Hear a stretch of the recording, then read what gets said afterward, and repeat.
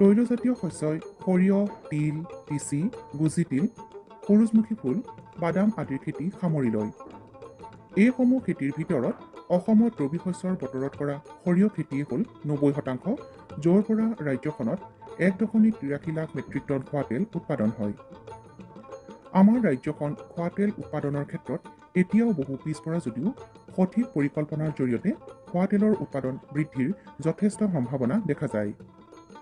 বছৰি আমাৰ ৰাজ্যখনত 2.85 লাখ হেক্টৰ মাটিকালি সামৰি সৰিয়হ খেতি কৰা হয় যদিও এই খেতি কৰা মাটিত পৰিমাণ অনায়াসে দুগুণলৈ বৃদ্ধি কৰিব পাৰি। ইফালে ৰবি শস্য বতৰত এই প্ৰধান শস্যবিধৰ গড় উৎপাদন ৰাষ্ট্ৰীয় গড় উৎপাদনৰ তুলনাত আধা হোৱা হেতুকে হেক্টৰে প্ৰতি গড় উৎপাদন বৃদ্ধিৰ যথেষ্ট থল দেখা যায়। অসমত সৰিয়হৰ ৰাজ্যিক গড় উৎপাদন হেক্টৰে প্ৰতি মাথোন 660 কেজি হোৱাৰ বিপৰীতে ৰাষ্ট্ৰীয় গড় উৎপাদন 1511 কিলোগ্ৰাম। ৰাজ্যখনৰ মাটি, পানী, জলবায়ু যিহেতু সৰিয়হ খেতিৰ বাবে অতি অনুকূল, উন্নত কৃষি প্ৰযুক্তিৰ সমাহাৰত সৰিয়হৰ উৎপাদন বৃদ্ধি কৰাটো তেনেই সম্ভৱ। অসমৰ নদী কাষৰীয়া বিস্তৃত কৃষিভূমি আৰু আগতীয়াকৈ শালি ধান চপোৱা অঞ্চলসমূহত অনায়াসে সৰিয়হৰ খেতি কৰিব পাৰি। এইবিধ শস্যৰ উৎপাদন বৃদ্ধিৰ বাবে অত্যাধুনিক কৃষি প্ৰযুক্তিৰ প্ৰয়োজন নাই যদিও সময়মতে বীজ সিঁচা, উন্নত মানৰ বীজ ব্যৱহাৰ, সুষম সাৰৰ ব্যৱহাৰ, শস্য সুৰক্ষা ব্যৱস্থাপনা আদিবোৰ সহজ ব্যৱস্থাৰে এইবিধ শস্যৰ গড় উৎপাদন ৰাষ্ট্ৰীয় গড় উৎপাদনৰ সমানলৈ নিয়াটো তেনেই সম্ভৱ। অসমত লখিমপুৰ, কোকৰাঝাৰ, শোণিতপুৰ, দৰং, ধেমাজি, বৰপেটা, নগাঁও, কাৰ্বি আংলং আৰু যোৰহাট জিলাত ব্যাপকভাৱে সৰিয়হ খেতি কৰা হয়।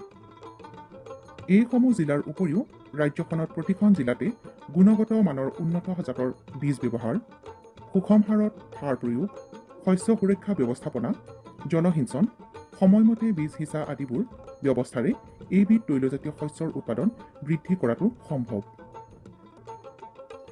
সৰিয়হ খেতিক সাধাৰণতে তৰিয়া আৰু মাষ্টাৰ্ড এই দুটা প্ৰধান ভাগত ভাগ কৰিব পাৰি। আমাৰ ৰাজ্যত কৰা সৰিয়হৰ 90%ই তৰিয়া জাতৰ। ইহঁত চাপৰ জাতৰ আৰু কম দিনীয়া, যাৰ উৎপাদন ক্ষমতাও তুলনামূলকভাৱে কম। M27, TS36, TS38, TS46, RH406 আদিবোৰ হৈছে তৰিয়া জাতৰ জনপ্ৰিয় জাত। এনেবোৰ জাতৰ খেতি বীজ সিঁচাৰ 3 মাহৰ ভিতৰত চপাব পাৰি। DRMR 150, 35, NRCHB 101, PM28 আদিবোৰ হ'ল মাষ্টাৰ্ডৰ জাত।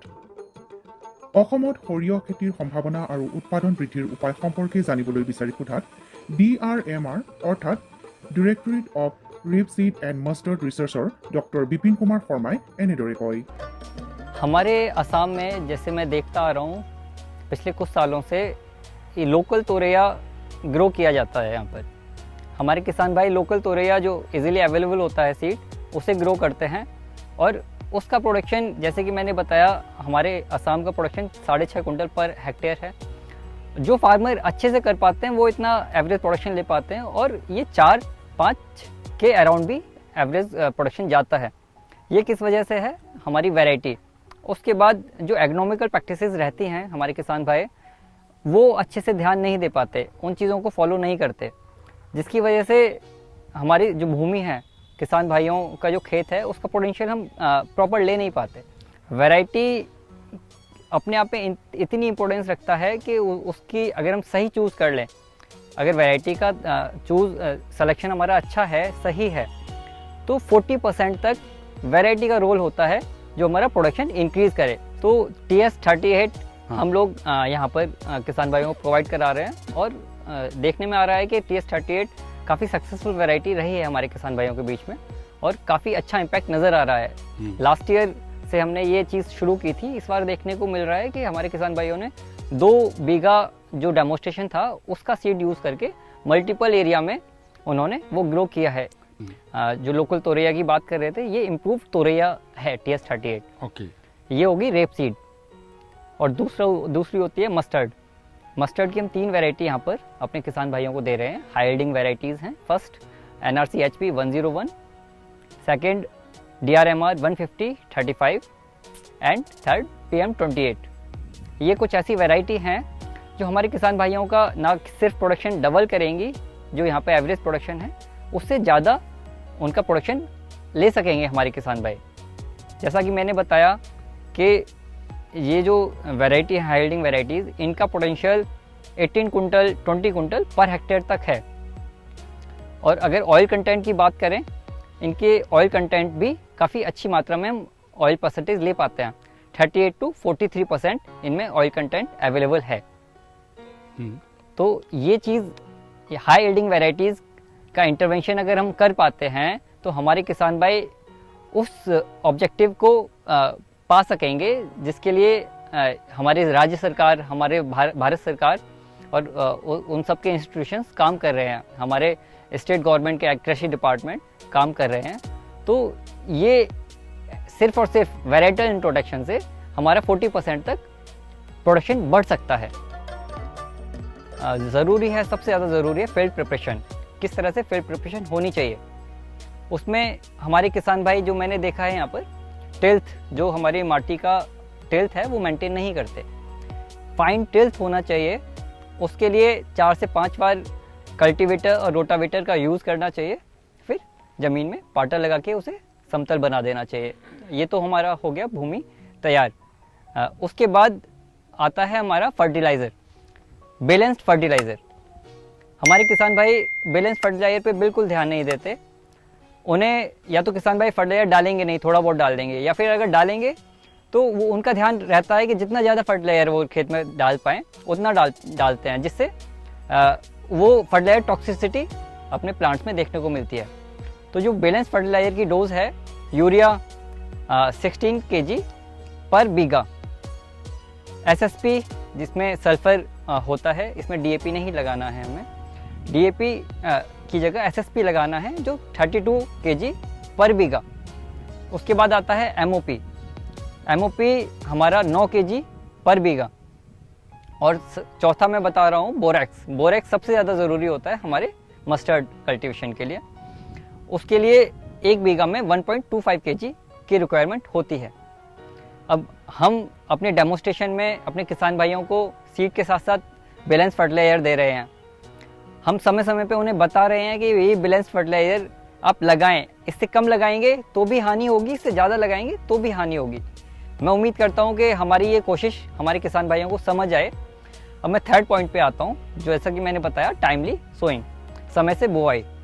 समय से बुवाई इतनी ही इम्पोर्टेंट है जितना हमारा प्रोडक्शन लेना। अच्छा प्रोडक्शन हमारा तभी आ पाएगा जब हम समय से बुवाई कर पाएंगे। जो टाइम ड्यूरेशन हम सजेस्ट करते हैं अपने किसान भाइयों को, वो 15 अक्टूबर से 15 नवंबर के बीच में हमारे किसान भाई अगर इसकी सोइंग कर सकते हैं तो बहुत अच्छी बात है।